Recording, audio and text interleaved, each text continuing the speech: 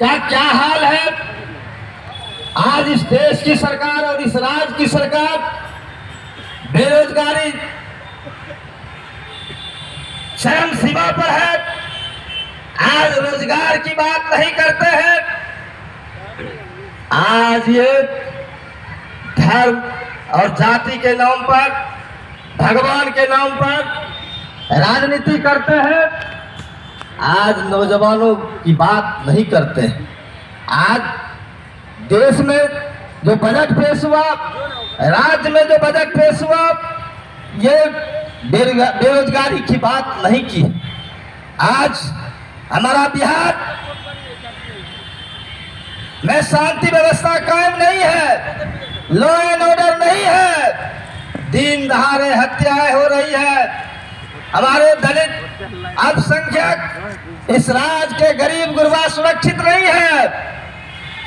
आज हत्याएं हो रही है, लेकिन स्थानीय प्रशासन के द्वारा उसको एक्सीडेंट करार दे रहा है।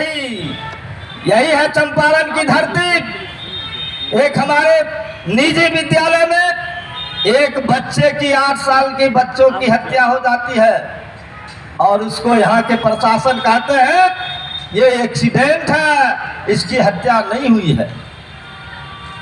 ये दुर्भाग्य है। औरंगाबाद के अंदर हमारे दलित बेटियों को गाड़ी चढ़ा करके हत्या कर दिया जाता है और उसको भी कहते हैं हमारे दलित के बड़े नेता। वो कहते हैं ये हत्या नहीं, ये एक्सीडेंट है। मैं कहना चाहता हूं भाई चिराग पासवान जी से, माननीय केंद्र सरकार के मंत्री हैं और कहते हैं हम दलितों के बड़े नेता हैं। आज हिंदुस्तान के अंदर जो दलितों पर अत्याचार हो रहा है, इसके संबंध में एक शब्द भी नहीं बोलते। आज इस देश के माननीय प्रधानमंत्री जी बारीकी से दलितों का जो अधिकार है, बाबा साहब डॉक्टर भीमराव अंबेडकर ने जो संविधान में आरक्षण दिया, आज बारीकी से उस आरक्षण को समाप्त किया जा रहा है। आज जितने भी इस देश के सार्वजनिक क्षेत्र थे, वो तमाम क्षेत्र को वो अपने दोस्त अदानी को दे रहे हैं, अंबानी को दे रहे हैं। इस देश के अंदर जो 206 घराने बड़े घराना है, उनको दे रहे हैं। आज हम कहना चाहते हैं, आज इस सम्मेलन के मौके हम कहना चाहते हैं, आप अगर निजी क्षेत्र में दे रहे हैं, सार्वजनिक क्षेत्र को दे रहे हैं, चाहे एलआईसी हो, रेल हो, भेल हो, हवाई अड्डा हो, तो आप उसमें भी आरक्षण का प्रावधान कीजिए। हमारे गरीबों को आरक्षण का प्रावधान कीजिए। आप नहीं कर रहे हैं। आज किसानों का क्या हाल है? आज किसानों का हाल है, आज खाद नहीं मिल रहा है समय पर, बीज नहीं मिल रहा है। धड़ल्ले से इस देश की सरकार गला फाड़ करके कहती है कि हम सस्ते दर पर किसानों को खाद दे रहे हैं, बीज दे रहे हैं, किसानों की हम आय दुगुनी कर रहे हैं। आज बिहार में खाद के लिए हाहाकार मचा। डीएपी खाद नहीं मिला, यूरिया नहीं मिला।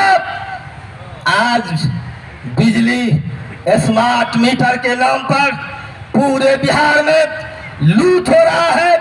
हमारे गरीब एक बल्ब जलाते हैं और उनके जो लोग हैं फैक्ट्री चलाते हैं, उनका बिल एक समान आता है। आज हमारे गरीबों को बिजली बिल के नाम पर जेल के अंदर बंद किया जाता है। सरकार ने कहा था चुनाव के पहले, यही एनडीए की सरकार, हम तमाम गरीबों को 200 यूनिट बिजली फ्री देंगे।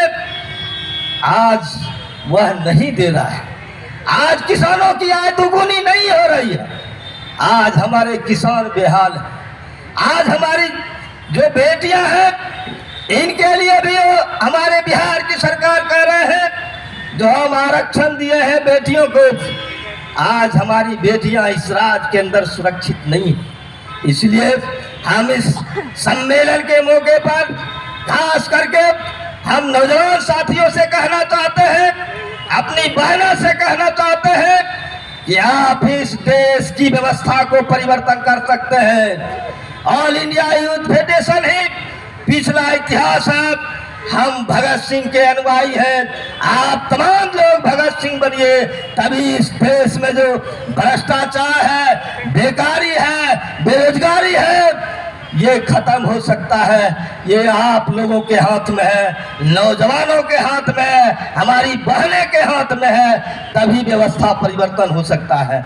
अन्यथा ये जो बैठे हुए हैं इस राज्य के अंदर, डबल इंजन की सरकार इस देश के अंदर, ये कबूल करने के लिए तैयार नहीं है। जो इस देश के अंदर बेरोजगारी है, इस देश के अंदर भ्रष्टाचार है और अफसरशाही चरम सीमा पर है। आज बिना घूस लिए एक भी इंदिरा आवास में नाम नहीं जुटता है। 2-2 हजार रुपया घूस लिया जाता है।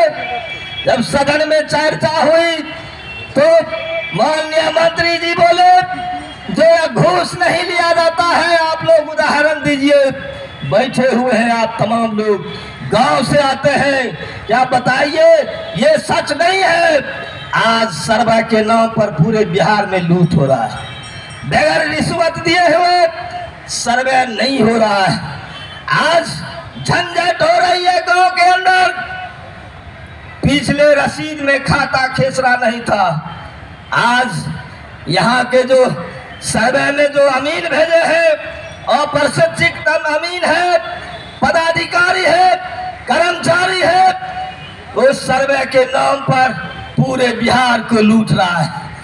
आप तमाम लोगों को देखना होगा, समझना होगा, बूझना होगा। जो इस देश में जो भ्रष्टाचार है, इस देश में जो सरीगरी व्यवस्था है, इसके खिलाफ ऑल इंडिया यूथ फेडरेशन को खड़ा होना पड़ेगा, तभी भ्रष्टाचारी बेकारी समाप्त हो सकता है। साथियों, यही मकसद हमारे ऑल इंडिया यूथ फेडरेशन का 18वां राज्य सम्मेलन तय करेगा। हम पूरे बिहार में अमन चैन कायम करेंगे कि नहीं, पूरे बिहार में भ्रष्टाचार को खत्म करेंगे कि नहीं। इन्हीं चंद शब्दों के साथ मैं आप तमाम साथियों को और मंच पर हमारे सम्मानित नेता तमाम बैठे हुए हैं, हम तमाम लोगों को क्रांतिकारी अभिनंदन करते हुए अपनी बात को समाप्त करते हैं। इनकलाब जिंदाबाद, ऑल इंडिया यूथ फेडरेशन जिंदाबाद। सलाम। अब हम अगले वक्ता के रूप में